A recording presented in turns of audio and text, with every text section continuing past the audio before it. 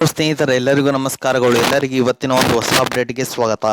ಬಾಲಕಿ ದತ್ತು ಪ್ರಕರಣ ಸೋನು ಶ್ರೀನಿವಾಸ್ ಗೌಡ ಬಗ್ಗೆ ಗ್ರಾಮಸ್ಥರು ಹೇಳಿದ್ದೇನು. ಪೊಲೀಸ್ ಕಸ್ಟಡಿಯಲ್ಲಿ ಇರುವ ಸೋನು ಶ್ರೀನಿವಾಸ್ ಗೌಡ ಅವರನ್ನು ರಾಯಚೂರಿಗೆ ಕರೆದುಕೊಂಡು ಹೋಗಿ ಸ್ಥಳ ಮಾಡಲಾಗಿದೆ. ಈ ವೇಳೆ ಗ್ರಾಮಸ್ಥರು ಪ್ರತಿಕ್ರಿಯೆ ನೀಡಿದ್ದಾರೆ.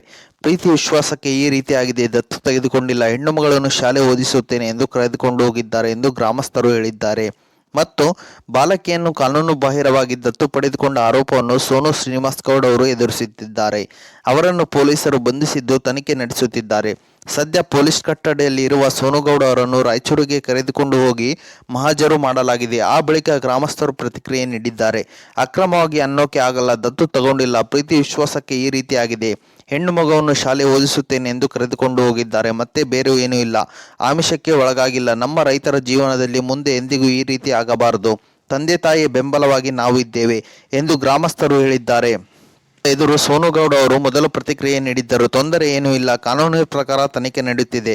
ಹುಡುಗಿಯನ್ನು ರಕ್ಷಣೆ ಮಾಡೋಕೆ ಅಂತ ನಾನು ಕರೆದುಕೊಂಡು ಬಂದಿದ್ದೆ. ಅವಳು ಈಗಲೂ ಆರಾಮಾಗಿ ಸುರಕ್ಷಿತವಾಗಿ ಇದ್ದಾಳೆ ಎಂದು ಸೋನುಗೌಡ ಅವರು ಹೇಳಿದ್ದಾರೆ. ಸ್ನೇಹಿತರೆ, ಇದು ಇವತ್ತಿನ ಒಂದು ಹೊಸ ಅಪ್ಡೇಟ್ ಆಗಿದೆ. ಈ ಅಪ್ಡೇಟ್ ನಿಮ್ಗೆ ಇಷ್ಟ ಆಗಿದೆ ಅಂತ ತಿಳ್ಕೊಂಡಿದ್ದೀನಿ. ಈ ಅಪ್ಡೇಟ್ ನಿಮ್ಗೆ ಇಷ್ಟ ಆದರೆ ಸಣ್ಣದೊಂದು ಲೈಕ್ ಮಾಡಿ, ಶೇರ್ ಮಾಡಿ, ಕಮೆಂಟ್ ಮಾಡಿ ಮತ್ತು ಇದೇ ರೀತಿಯಾಗಿ ಹೆಚ್ಚಿನ ಮಾಹಿತಿಗಾಗಿ ನಮ್ಮ ಚಾನಲ್ ಅನ್ನು ಸಬ್ಸ್ಕ್ರೈಬ್ ಮಾಡಿಕೊಳ್ಳಿ ಸ್ನೇಹಿತರೆ.